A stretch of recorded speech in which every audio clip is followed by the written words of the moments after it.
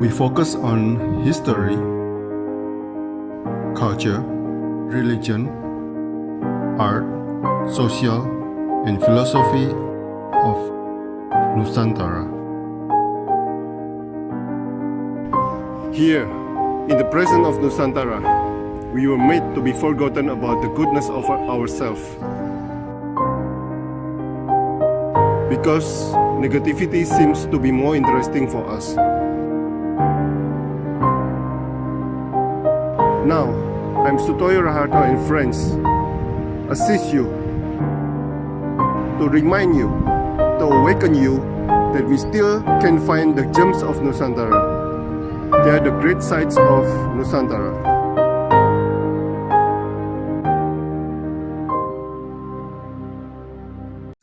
Oke, selamat pagi Bang Leo Wijaya, seorang profesional underwater instructor. Nah, diving. Nah, Bang Leo mengatakan, I teach you how to have fun properly, katanya. How to have fun properly, Bang Leo? Silahkan. Nanti saya bukakan foto-fotonya. Ya. Jadi sebenarnya itu karena saya itu kan passion untuk di diving. Jadi diving itu majority itu tuh bukan hanya di Indonesia, di seluruh dunia itu dianggap bahwa diving itu adalah extreme sport. Dan nggak salah juga gitu loh. Untuk membuktikan bahwa masyarakat awam itu menganggap bahwa diving itu extreme sport, itu kita kelihatan pada saat kita register di asuransi. Begitu kita tulis kita kegiatan aktivitas kita diving, premi kita langsung naik karena dianggap berisiko. Itu membuktikan bahwa pada umumnya orang itu menganggap bahwa diving itu ekstrim bahaya ya. Nah, kalau saya melihatnya dari sisi sudut yang berbeda, artinya apa? Itu extremely safe selama kita mengerti mengerti bahaya dan potensi bahaya. Bukan cuma sekedar bahaya, saya bagi dua, ada bahaya, tapi ada juga yang potensi bahaya. Yang dia sudah mampu melihat yang berpotensi menjadi bahaya. Kalau bahaya kelihatan, kita mau nyebrang jalan kelihatan kita ada bahaya, kita ada ketabrak, tapi ada yang berpotensi gitu loh. Ternyata begitu kita nyebrang di sana tuh bukan seberang jalan kali gitu misalnya. Kira-kira itu. Jadi bukan hanya bahaya tapi yang berpotensi bahaya. Nah, kaitannya di sini dengan I teach you how to have fun properly. Diving itu fun dan sangat sehat. Kenapa saya bilang sangat sehat? Karena kita menghirup udara yang high pressure, yang dense itu membuat kita sehat. Nah, tetapi menjadi tidak sehat, menjadi berisiko kalau kita tidak mengerti apa itu bahaya dan potensi bahayanya. Nah, disitulah fungsi saya sebagai instruktur itu mengajarkan mereka bagaimana melihat bahaya dan bahkan bagaimana melihat potensi bahaya. Bukan cuma sekedar bagaimana diving. Diving itu output-nya, eksekusinya, tapi justru saya mengajarkan itu adalah prosesnya, supaya kita at the end itu adalah safe. Kalau kita tidak memahami prosesnya itu, kita safe, ternyata nggak apa-apa kok, selama ini nggak apa-apa, oh karena beruntung. Nah, mau seberapa banyak beruntung itu gitu. Jadi itulah yang konsep kenapa kita boleh fun, tapi proper. Jadi fun tapi keren nih diving gitu loh, seru nih. Tetapi itu tidak menjadi fun kalau kita tidak dibekali dengan itu tadi, dengan bagaimana melihat bahaya dan potensi bahaya. Nggak cukup cuma tahu bahaya, tapi yang berpotensi menjadi bahaya juga. Itu juga sangat penting. Kira-kira itu latar belakangnya Pak Toyo. Nah, Bang Leo masuk ke dunia diving sejak kapan, Bang? Oh ya, jadi saya itu menjadi profesional diving itu tahun 2003.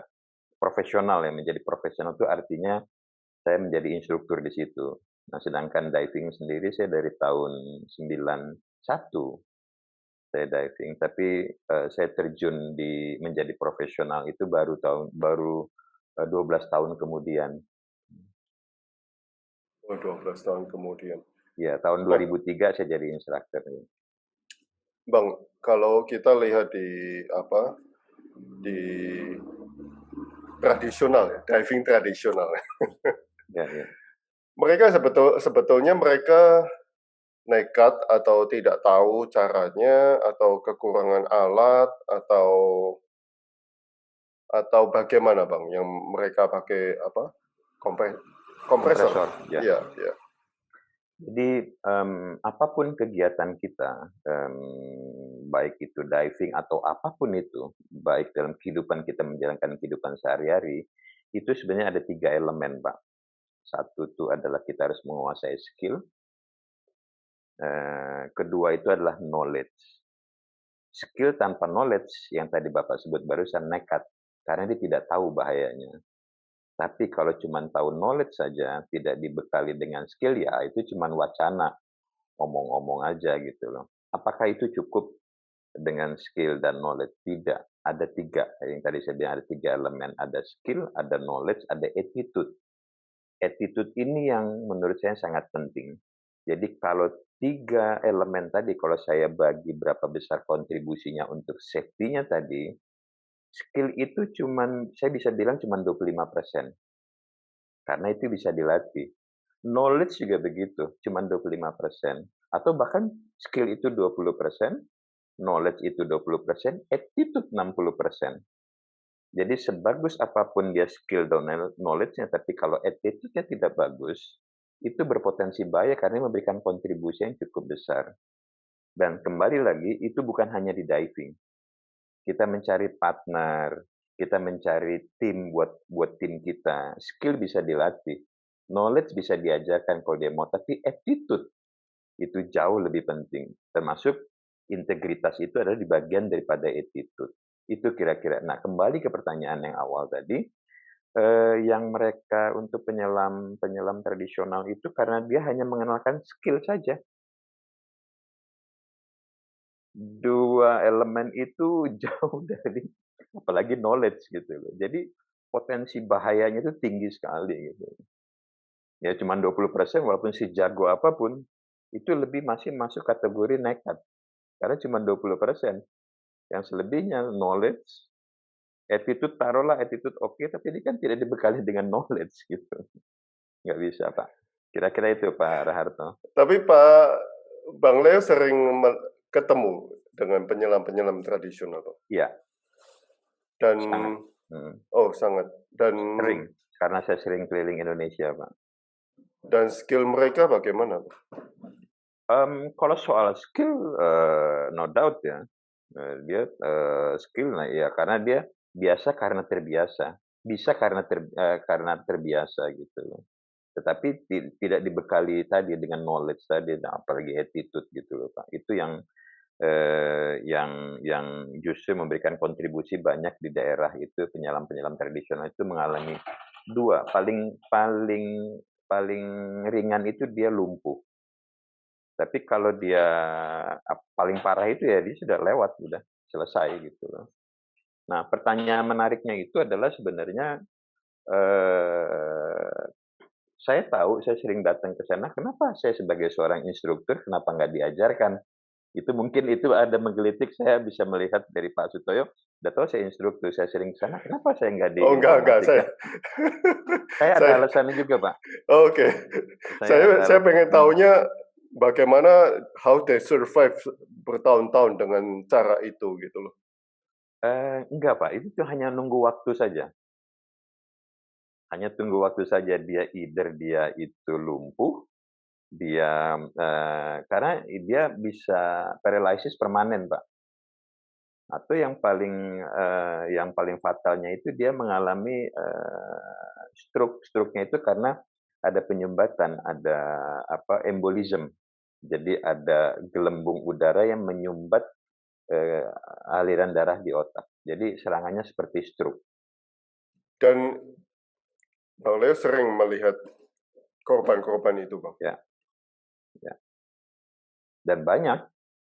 Dan Jadi banyak dan mereka bilangnya nggak apa-apa memang. Jadi mereka tuh sudah ya ini resikonya gitu. Jadi umur sekian udah berhenti gitu loh. Jadi saya sebenarnya dilema melihat itu. Tetapi ya itu tadi yang saya jelaskan Pak Raharto. Kalau saya ajarkan seperti itu, mereka akhirnya paham. Tetapi kerusakan alamnya jauh lebih besar, Pak. Jadi impact-nya itu, karena mereka tidak memiliki attitude, mereka tidak pernah berpikir sustainability. Ya hajar aja gitu, semakin dia ngerti, semakin kerusakan alamnya itu tuh, semakin besar. Jadi akhirnya sudahlah biar hukum alam yang bekerja. Itu, dasar saya kenapa saya tidak, memberitahukan mereka gitu kan, maksudnya ya saya biasa aja, biarlah, alam yang bekerja, gitu. Nah, biasanya mereka ambil apa, Bang, di dalam sana? Wow, ya itu tadi, jadi dia kan tidak mengerti, bisa kalau Bapak tahu Pak, di laut itu tuh bahan-bahan, obat-obatan yang mahal itu sumbernya di laut Pak, karena racun. Itu kan racun toksit itu kan bahan kimia yang racun tinggi dan nature, bukan kimiawi, dibentuk oleh alam dan adanya memang di laut itu Pak. Yang untuk obat-obatan, orang farmasi pasti tahulah itu. Jadi orang yang dari pusat-pusat farmasi di negara-negara maju cuman, "Coba bisa tolong ambil ini nggak? Saya mau order ini, audit," dan itu sebenarnya diolah untuk, obat-obatan. Kita kan taunya cuman hanya jual dan itu di negaranya jual harganya nggak seberapa gitu kan. Tapi buat di negara yang memproduksi farmasi itu harganya luar biasa gitu. Oh, Kita sampai tidak paham itu, Kak.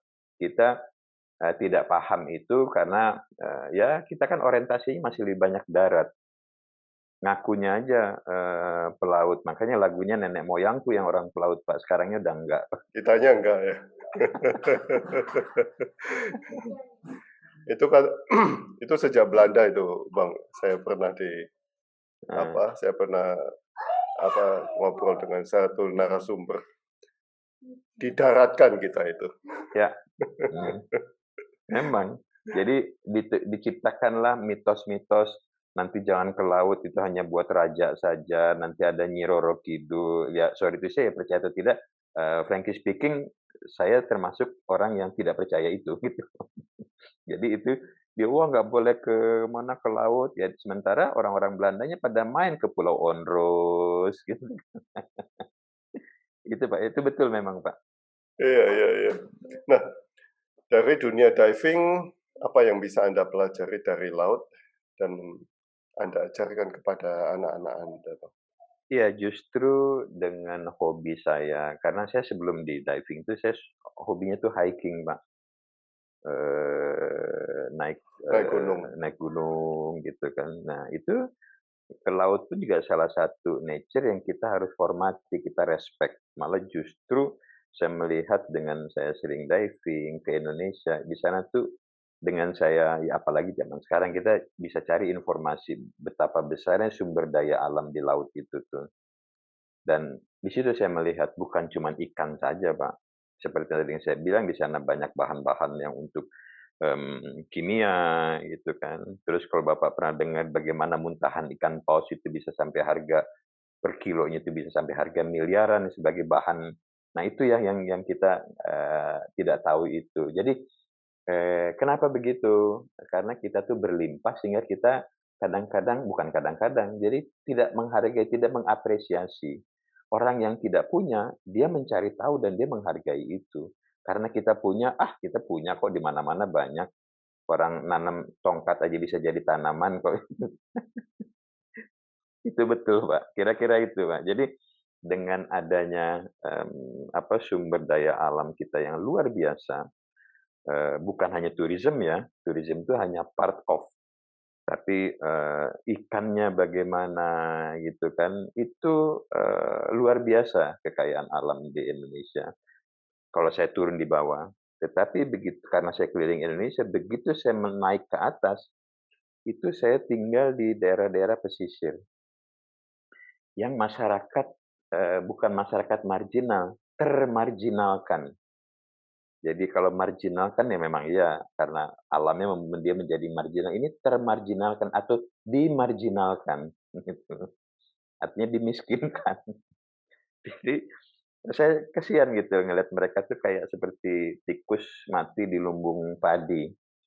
Ya, Dia ya. betapa besar ya kekayaan, tapi dia tidak bisa bermanfaat, gitu. Tidak bisa memberikan dampak manfaat. Bahkan nelayan-nelayan, di pesisir masyarakat pesisir itu tidak pernah berharap anaknya untuk menjadi nelayan.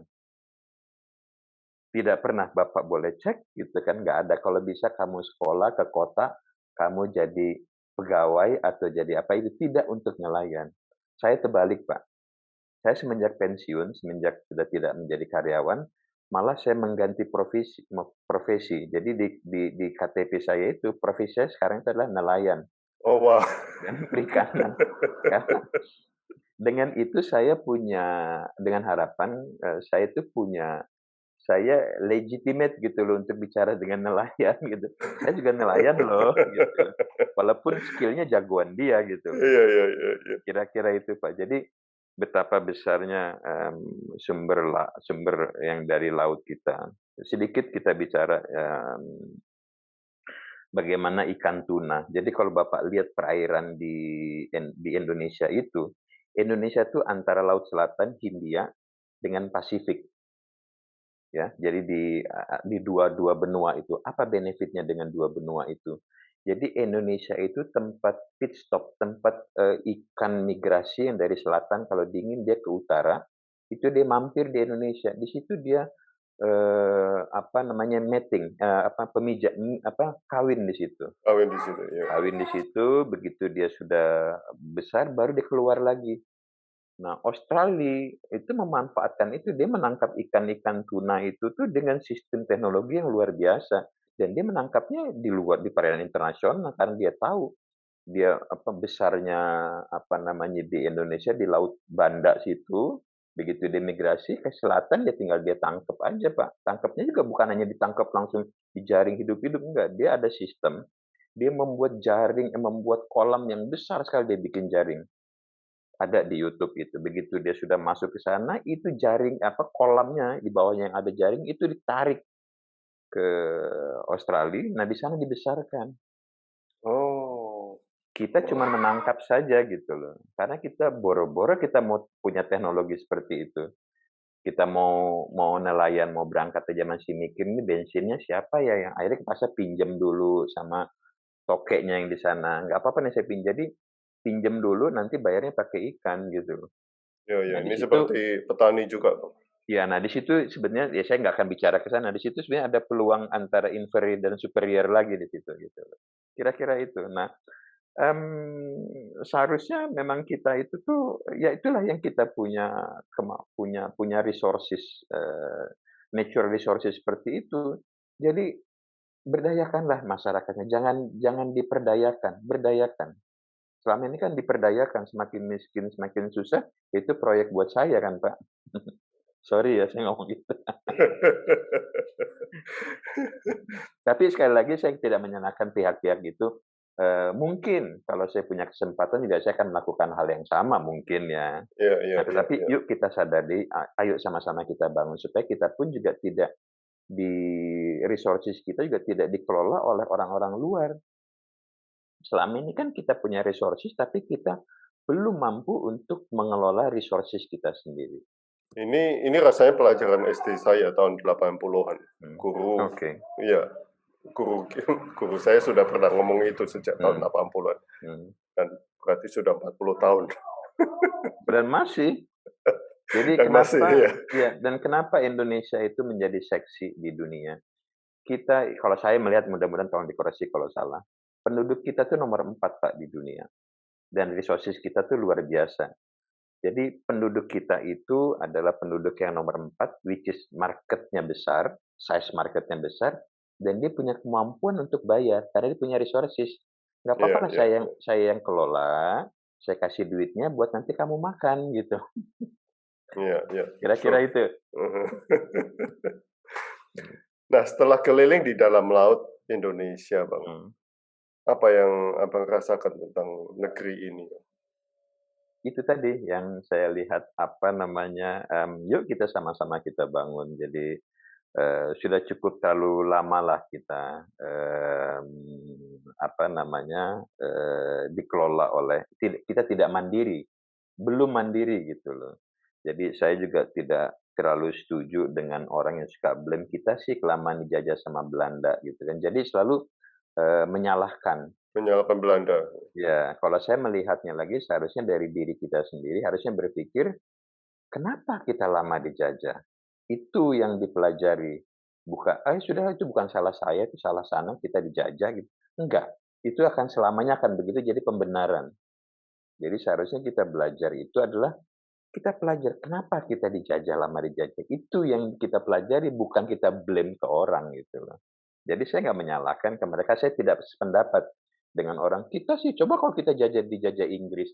Ada yang berpikir begitu bahkan. Oh, dia saya memang maunya dijajah kali ya. Jangan menyalahkan. Tapi kita lihat kenapa kita lama dijajah, kita evaluasi yuk gitu. Itulah jadi saya melihat saya juga nggak mau blame, saya juga tidak mau menyalahkan orang yang punya strategi miskinkan daerah timur sana sehingga itu merupakan peluang buat saya. Saya juga tidak menyalahkan itu, maksud saya nggak mau blame ke situ juga gitu kan. Mungkin kalau saya punya kesempatan mungkin bisa jadi saya melakukan hal yang sama gitu loh.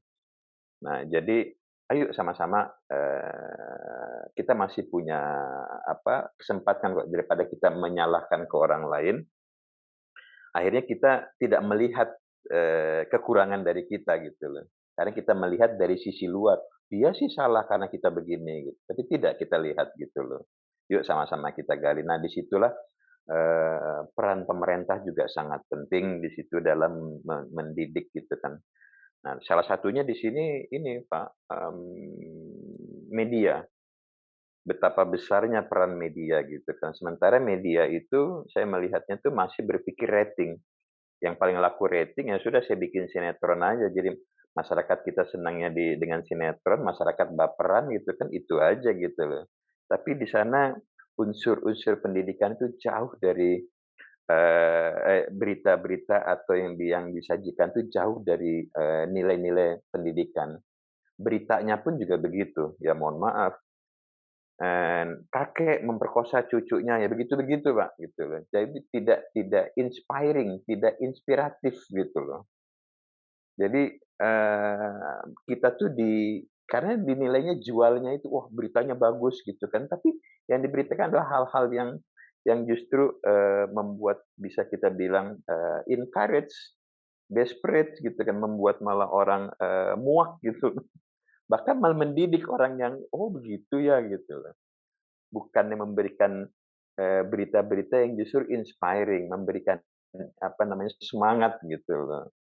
Ya itulah, jadi seharusnya peran media itu begitu besar. Tapi sekarang lihat aja dulu yang dapat izin, yang media terbesar karena dulu belum ada pembatasan, bagaimana dia mendominasi sinetron gitu, karena itu lebih laku dijual gitu loh.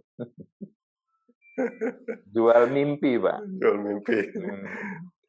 Nah, Abang pernah mengatakan bahwa Abang ada di waktu maghrib dan sudah beberapa kali menulis pesan untuk anak Abang tentang negeri ini. Apa isi pesan tersebut, Bang? Silakan. Saya kalau cerita analogi mungkin agak panjang di sini, Pak. Jadi, Nggak apa-apa. oh gitu, oke. Jadi saya waktu cerita dengan anak saya itu selalu, sebenarnya bukan anak saya aja, jadi sekeliling saya lah. Karena saya juga tadi seperti yang saya ungkapkan bahwa saya juga tidak mau menyalahkan orang lain, kita melihat diri kita sendiri. Nah minimal yang bisa saya itu adalah keluarga saya atau orang-orang sekeliling saya. Yuk kita sama-sama kita bangun gitu loh. Jadi kalau saya boleh menganalogikan, sekali lagi saya minta maaf, saya bukan berarti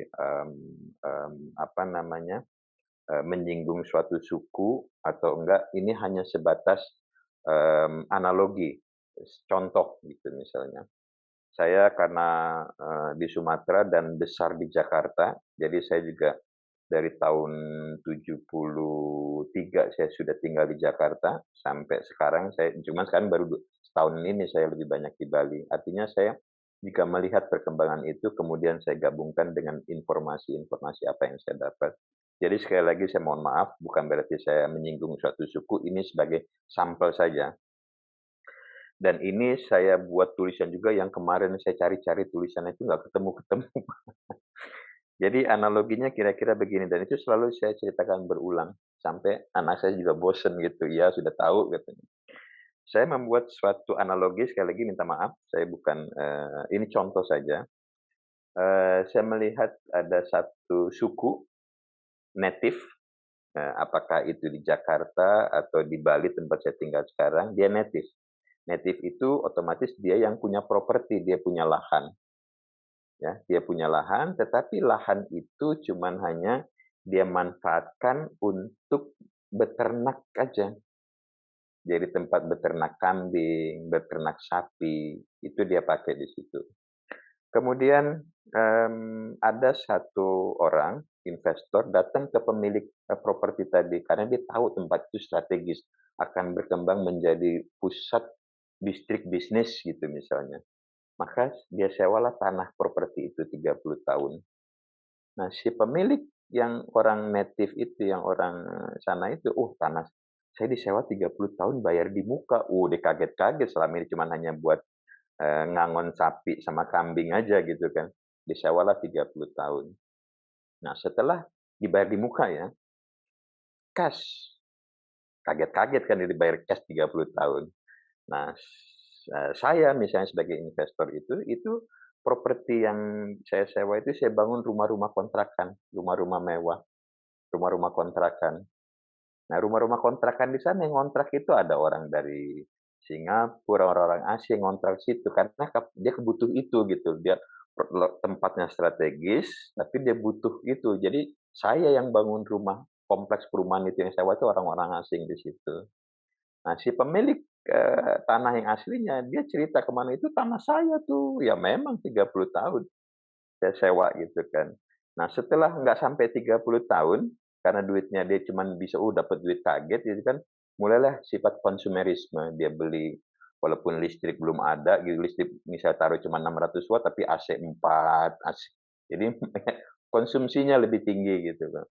Kemudian begitu dia sudah nggak sampai 30 tahun duitnya habis, datanglah ke saya pemilik properti tadi itu, "Pak, saya mau, anak saya mau sunatan, anak saya mau kawinan, saudara saya mau di sini, boleh nggak saya pinjam uang?" "Oh, berapa?"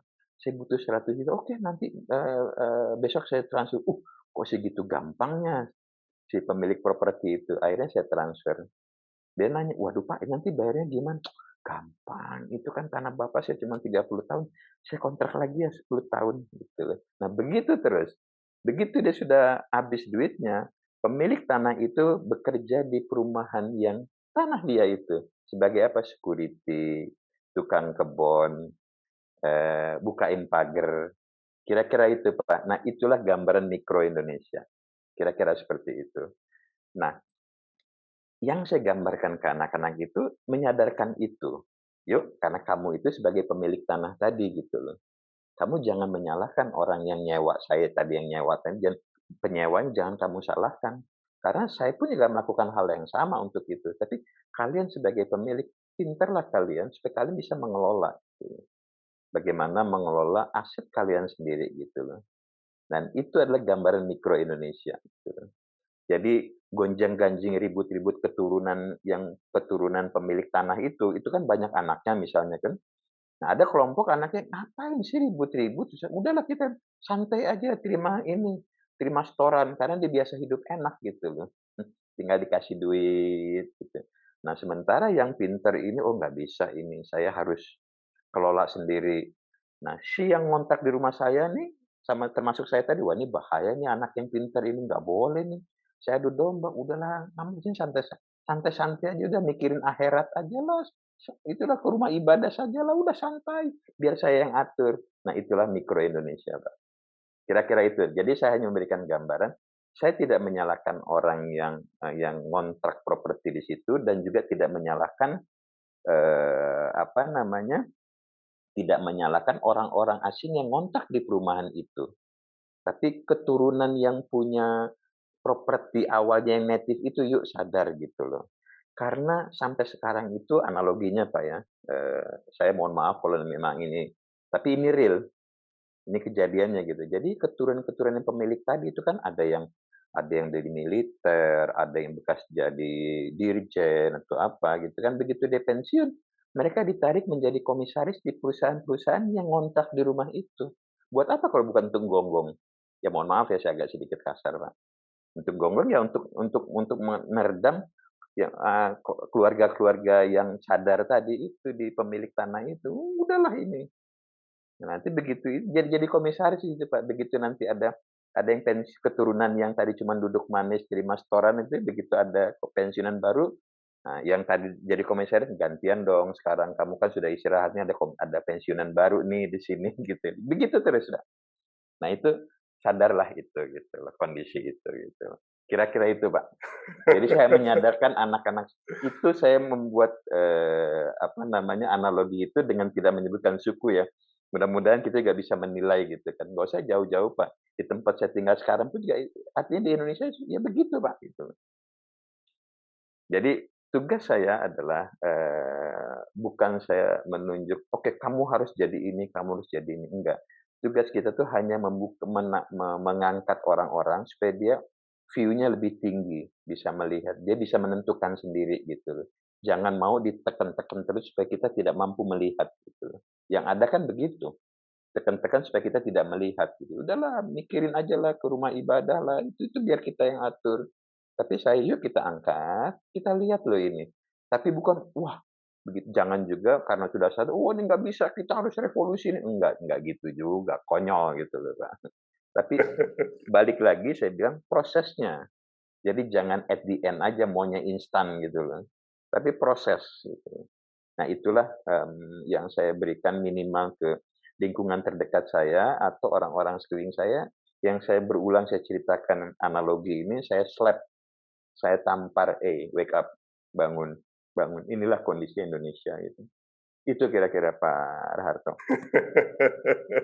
Saya ter termenung, Pak. Hmm. Dan kalau orang bilang mau misalnya ada yang apa iya begitu, ya lihat aja kondisinya sekarang. Yang dari keluarga anak-anak yang punya tanah tadi itu, apa namanya, akhirnya dia bekerja di perusahaan asing yang ngontrak di situ, dan itu berlangsung dari zaman dulu, Pak. Kalau Bapak lihat, saya juga gabungkan gitu kan, kalau zaman dulu ada istilah Bang Bek, zaman penjajahan Bang Bek itu kan untuk nge-bek orang-orang zaman kolonial. Dari orang suku itu juga untuk menjaga siapa ya, itu jadi Bang Bek. Kira-kira itu, Pak. Sampai Jadi sekarang, Pak. jadi backup, jadi backing ya? Jadi bumper. Iya, bumper, ya. Nah, terus satu lagi, analoginya, Pak. Nah, karena tadi duitnya sudah habis, ya duitnya sudah habis, dan keluarga yang tadi mau biasa hidup enak, karena tidak punya skill, tidak punya knowledge, apalagi wawasan gitu kan, akhirnya bikinlah forum-forum, bikin grup-grup itu kerjaannya apa? Ya cuman hanya jadi malak-malakin kalau ada material masuk komplek. Oh, minta izin, "Oh, nggak bisa nih bayar uang ini nih, uang jago," gitu loh. Itu satu. Terus yang kedua apa coba? Rebutan lahan parkir, Pak. Yang parkir yang sudah dikuasain itu cuman jagain parkiran mall gitu, dan itu dipiara, biarin aja gitu. Orang dia cuma butuhnya uang parkir aja kok gitu. Kira-kira itu. Mungkin mudah-mudahan Bapak bisa lihat itu, Pak, gitu. Tergantung bagaimana kita bisa melihatnya, Pak. Iya, Kira-kira itu, iya. Pak. Dan saya jujur, saya bukannya menyalahkan orang, enggak, kita bangun, paling tidak saya mengingatkan diri saya sendiri gitu, "Ayo wake up." Gitu. Nah, Bapak sebelum sebelum pensiun ini sebetulnya aktivitasnya di mana, Pak? Saya, karyawan, Pak, profesional. Jadi background saya itu adalah teknik sipil, konstruksi. Dulu pembimbing saya itu Profesor Huseno, Pak, almarhum. Tetapi begitu semenjak saya lulus sampai sekarang itu saya lebih berkecimpung di marketing, dan saya bersyukur di situ karena justru yang saya pelajari adalah ilmu di, manusianya, Pak. Karena ilmu tekniknya itu semua bisa dihitung kok gitu.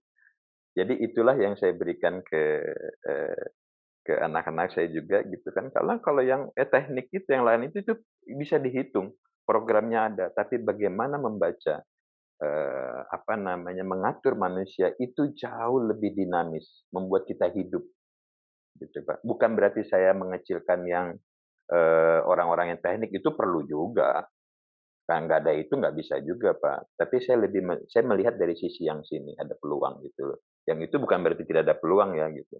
Kira-kira itu, Pak. Nah, Bang, setelah menulis beberapa analogi itu, kalau ini kan sudah lingkaran yang Ya. Hmm. kalau menurut imajinasi Bang Leo,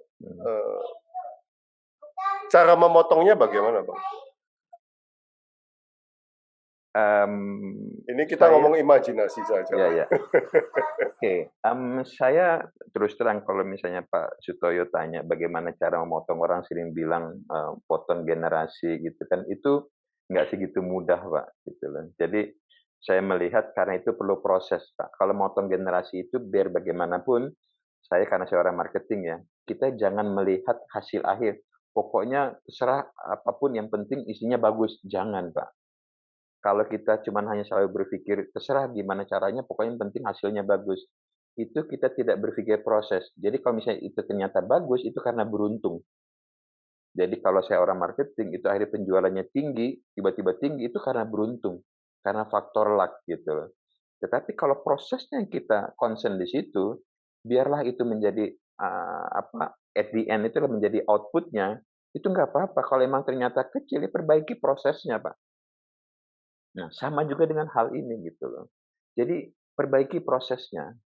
Bagaimana prosesnya memperbaiki? Kalau saya melihat bahwa Indonesia itu tuh punya kelebihan bahwa kita itu adalah masyarakat yang paternalistik. Artinya dia mengikuti itu kelebihan, Pak.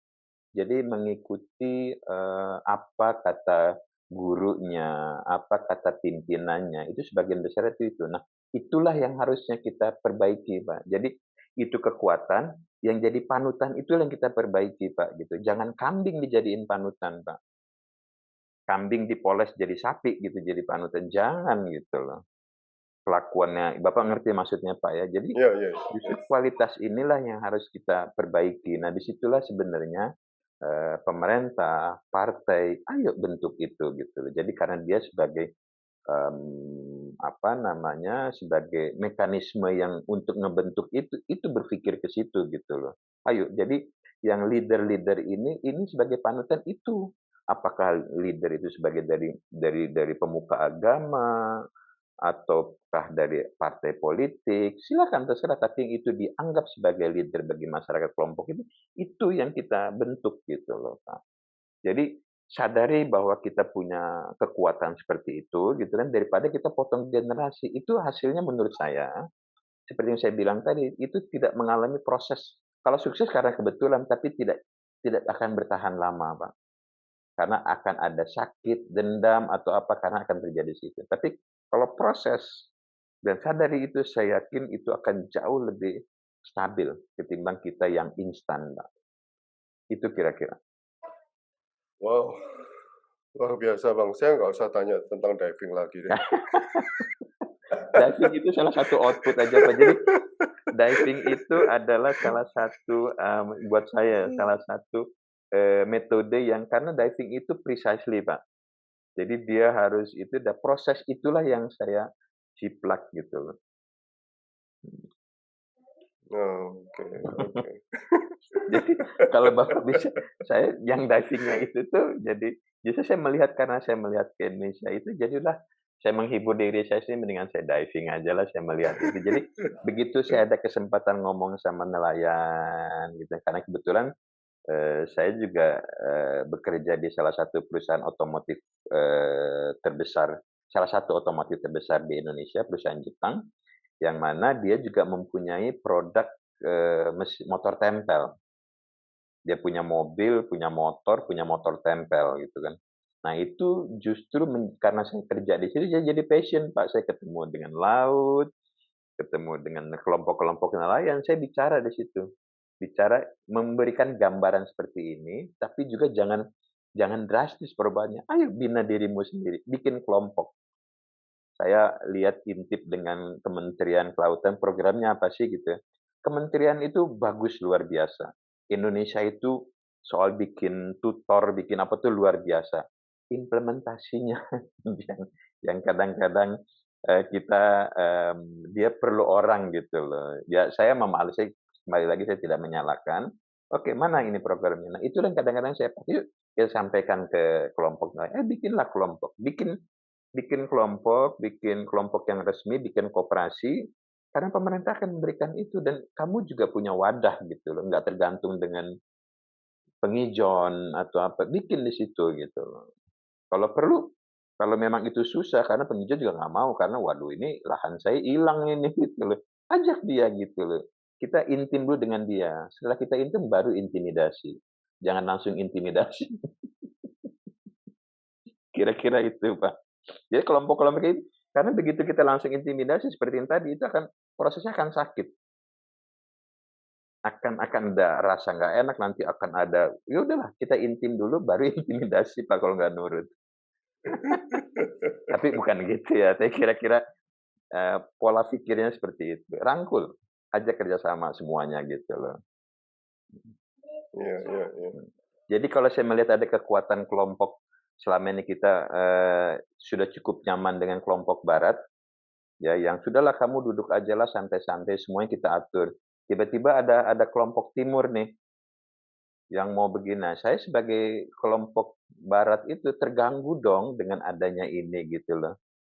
Ya, mulailah itu tadi yang saya bilang. Jadi karena ini ada investor baru, saya mulai mengganggu yang punya lahan tadi. Ini ngapain sih pusing-pusing? Itu orangnya begini, begini, gini. Sudah. Jadi dua anaknya yang punya lahan tadi ya beradu sendiri, Pak. Gitu. Berantem Iya. memang dibikin begitu. Davide Impera, Pak. Oh iya memang dari Iya, dulu, Pak. iya.